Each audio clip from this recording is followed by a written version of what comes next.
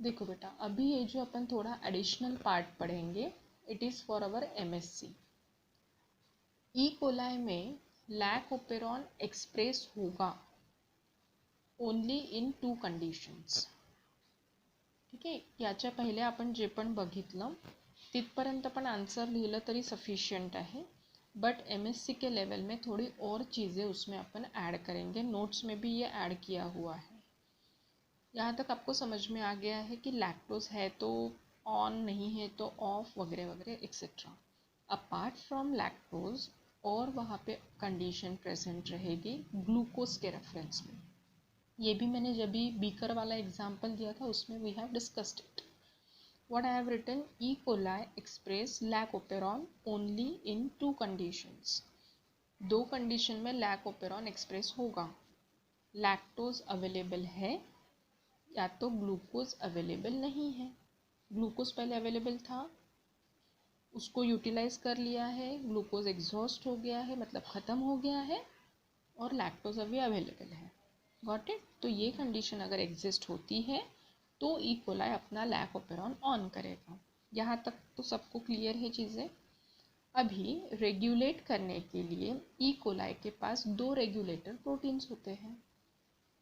एक होता है लैक रिप्रेसर, जिसको अपन ने कैपिटल R से डिनोट किया था प्रीवियस डायग्राम में।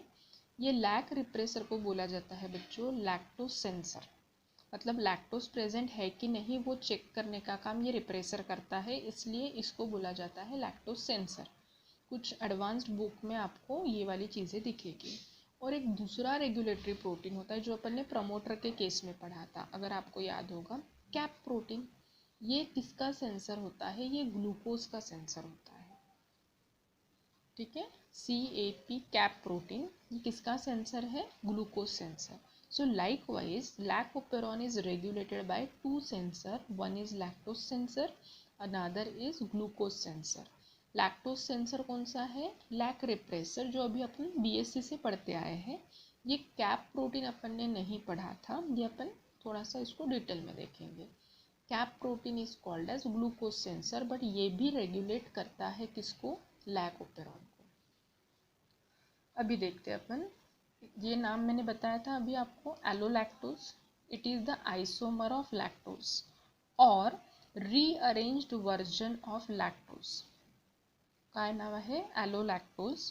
जर लॅक्टोज असेल ते इंड्युसर म्हणून ॲक्ट करतं, बट त्याच्या जागेवरती एलोलॅक्टोज पण कधी कधी इंड्युसर म्हणून काम करतं। आता हे एलोलॅक्टोज कहाँ से आया है, what happens when lactose is available. Fine, म्हणजे सपोज मीडियामध्ये लॅक्टोज आहे, some part of lactose gets isomerized into allolactose inside the sale.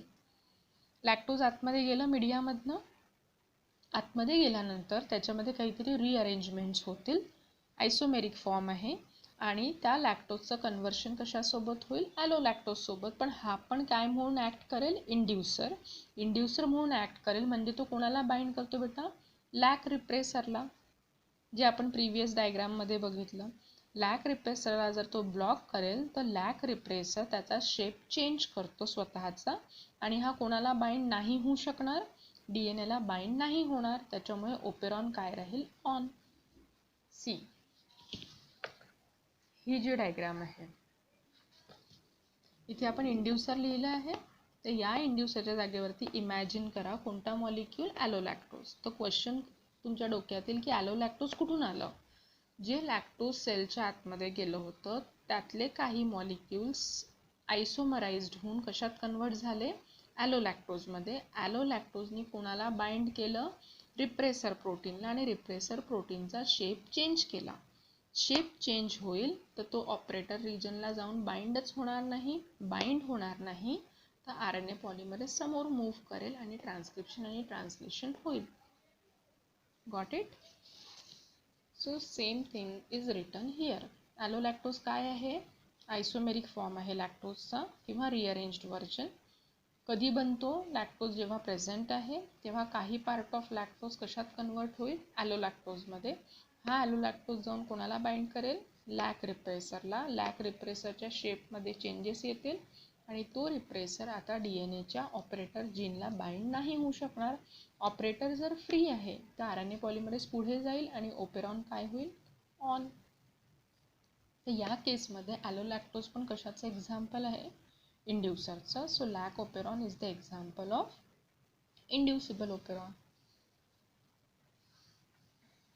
Fine.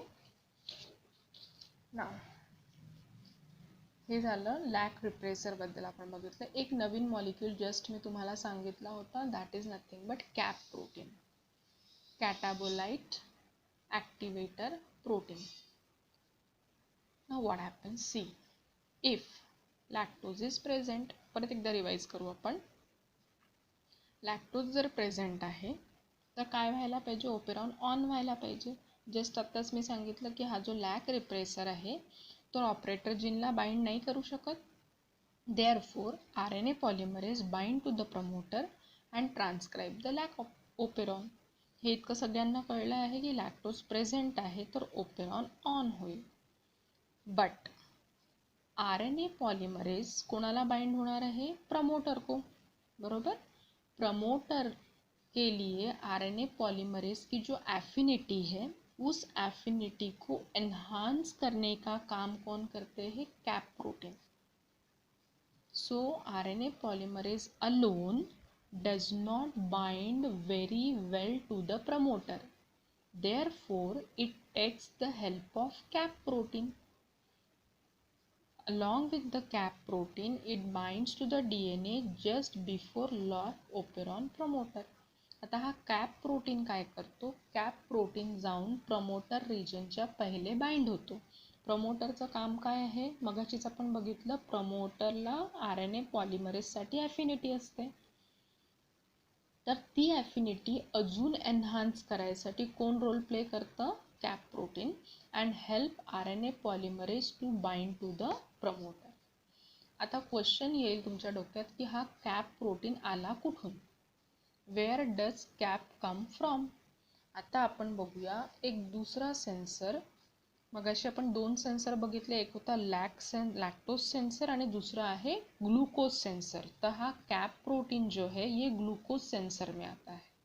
What happens friends, when cell is having low glucose, cell जवळ जेव्हा कमी glucose असतं, under that situation it produces cyclic AMP. Situation लक्षात घ्या, हे लक्षात ठेवायचे. Flow चार्टच्या फॉर्ममध्येच मी लिहिलेलं आहे and you should remember like this only, मतलब आपको नोट्स की चीज़ें भी समझ में आ जाएगी. When glucose is present in low concentration, downward arrow represents low concentration, cyclic AMP is produced. मतलब जो ATP है, बना हुआ ATP जो है उसको यूटिलाइज किया जाता है फॉर एनर्जी सोर्स, कारण की ग्लुकोज कमी आहे आपल्याकडे, नवीन ATP बनवायला ग्लुकोज नाही आहे. तर जो ऑलरेडी ATP प्रेजेंट आहे उसको हाइड्रोलाइज करेंगे. हाइड्रोलाइज करके अपन पढ़ते हैं ATP का हाइड्रोलिसिस होके क्या बनता है, ADP आणि PPI. तसंच AMP plus PI plus PPI पण बनू शकतं. So likewise when glucose is low, cyclic AMP is produced. आणि सायक्लिक AMP कोणासोबत अटॅच्ड करतात, कॅप प्रोटीन सोबत. आणि हा cap protein along with cyclic AMP will bind to the DNA. DNA म्हणजे एक्झॅक्टली कुठे, हे बघा, प्रमोटर रीजनला. मतलब आपको सीक्वेंस में क्या याद रखना है, when glucose is low cyclic AMP is produced. Cyclic AMP कोणाला जाऊन बाइंड होईल, कॅप प्रोटीनला. This CAP along with CAMP will binds to the promoter region किंवा DNA. सी डायग्राम काढलेली आहे. कॅप साईट आहे किंवा ज्याला आपण SRP साईट पण म्हटलं होतं, त्याला cap protein along with cyclic AMP bind करेल. आणि हे जेव्हा बाइंड होत आहे बेटा, तेव्हा RNA पॉलिमरेजची प्रमोटरसाठी ॲक्टिव्हिटी इन्क्रीज होत आहे. म्हणजे RNA पॉलिमरेज तसा तर बाइंड करू शकत होता, but in presence of CAP molecule RNA polymerase enhances its ability to bind to the promoter. जितका तो फर्मली बाइंड करेल तितका ट्रान्सक्रिप्शनचा रेट काय राहील, हाय. ठीक आहे. सेकंड सिच्युएशन आप लोग भी अभी बता सकते हैं. याच्या अपोजिट, जेव्हा ग्लुकोज जास्ती तर कशाची लेवल कमी राहील? Cyclic AMP. सायक्लिक एएमपी जर कमी किंवा अबसेंट आहे तर ते कॅप प्रोटीनला बाइंड करेल का? नाही. कॅप जर ॲक्टिव्ह नाही झाला तर तो डीएनएला बाइंड नाही करणार. डीएनएला बाइंड नाही करणार तर आरएनए पॉलिमरेजची प्रमोटरसाठी ॲफिनिटी कमी राहील. आरएनए पॉलिमरेजची प्रमोटरसाठी ॲफिनिटी जर कमी आहे तर ट्रान्सक्रिप्शन आणि ट्रान्सलेशनचा रेट पण काय राहील? कमी. ठीक आहे. This is promoter gene.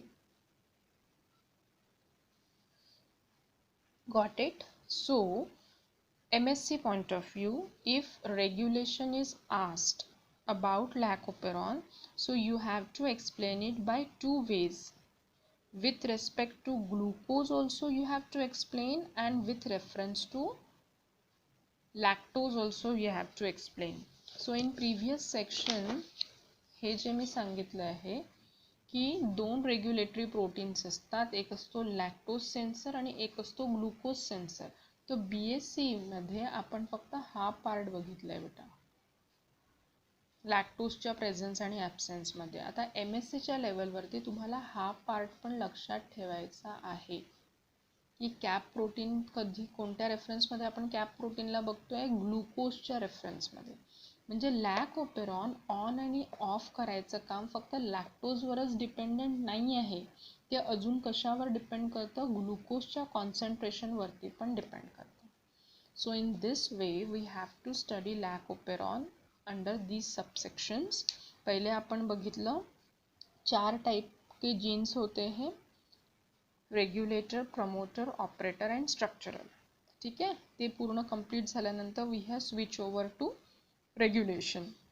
Regulation पण 2 टाइप्सने अपन एक्सप्लेन केलं. विथ रेफरेंस टू लैक्टोज अगर है नहीं है तो क्या होगा, ग्लूकोज अगर प्रेजेंट है या तो एब्सेंट है तो क्या होगा. तो रेगुलेशन के ऊपर एक्स्ट्रा 4 मार्क का क्वेश्चन आ सकता है, तो ये पार्ट आपको अच्छे से करके जाना है.